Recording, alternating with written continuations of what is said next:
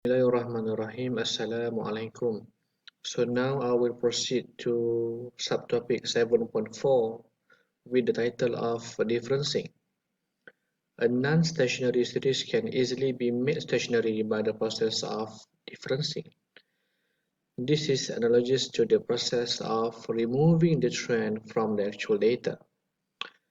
This is usually referred to as the trending process, or sometimes we call it as the trended series, which is now stationary. In fact, the method of differencing also allows us to determine whether the series fits a linear or a second-order polynomial or even a higher-order equation. So in short, the process of differencing is to make sure that the series is fluctuates around certain value and there is no presence of trend component in the series. The order of differencing. The order of differencing is defined as the number of times the series need to be differenced to achieve stationarity. Hence, if the difference between the current values yt and the preceding value yt minus 1 is taken and the results, the change yt equal to yt minus 1 is stationary. Then this is defined as the first order differencing. So this is the formula in order to perform the first order differencing. So the actual data minus the previous data. It follows that the second order differencing, in short, is also called the second difference, is the difference performed on the different series. So the formula for the second differencing is so the change, the first change and then the second change yt equal to change yt minus 1. And then if we open the formula for the change yt itself is yt minus 1 here, and the change yt minus 1 is yt minus 1 minus yt minus 2.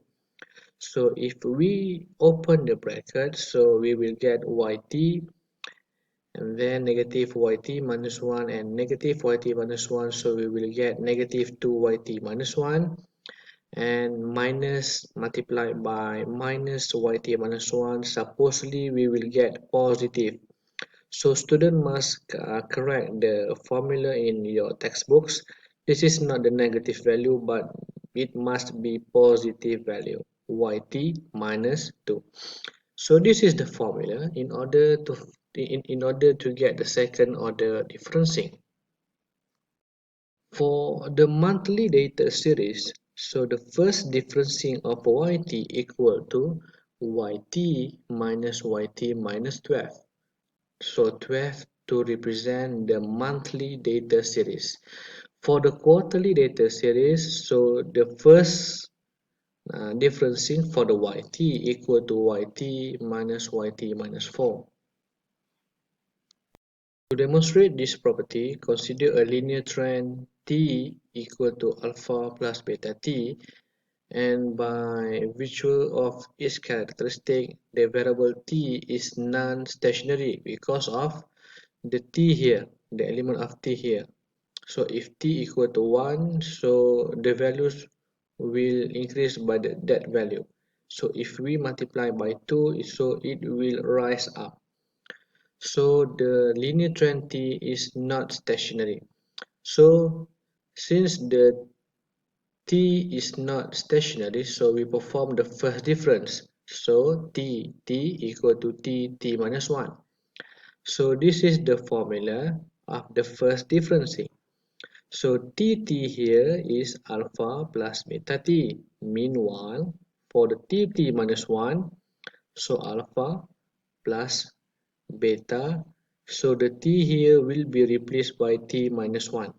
So if we open the bracket, so we will get alpha, the beta t, negative alpha, negative beta t, and negative,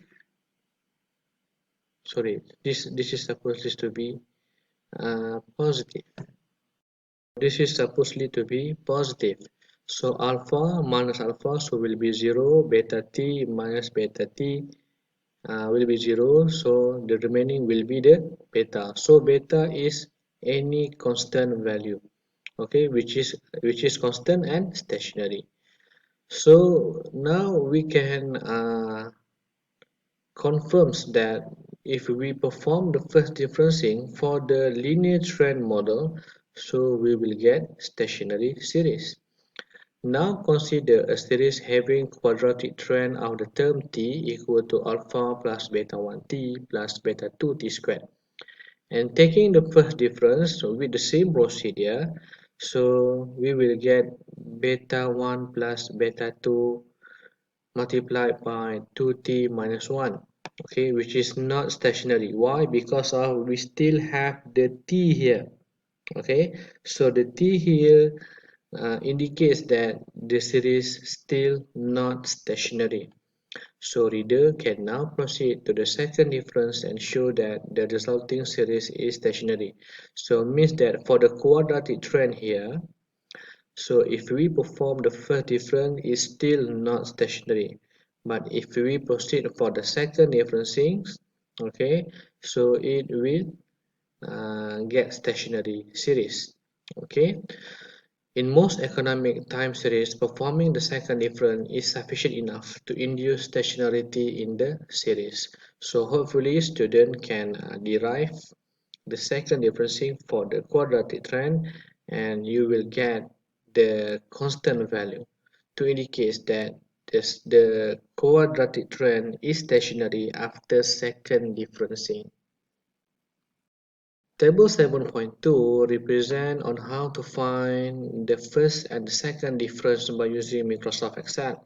So let's say we have the column yt and yt minus 1, and then if we find the first change yt equal to yt minus 1, so 20 minus 17, so we will get 3. Similarly for the second difference. And if we plot the data, so we will get figure 7.5a. Okay, so this is the first difference line and this is the second differencing. Okay, so for your assignment, student must be able to produce table 7.5 and also figure 7.5a.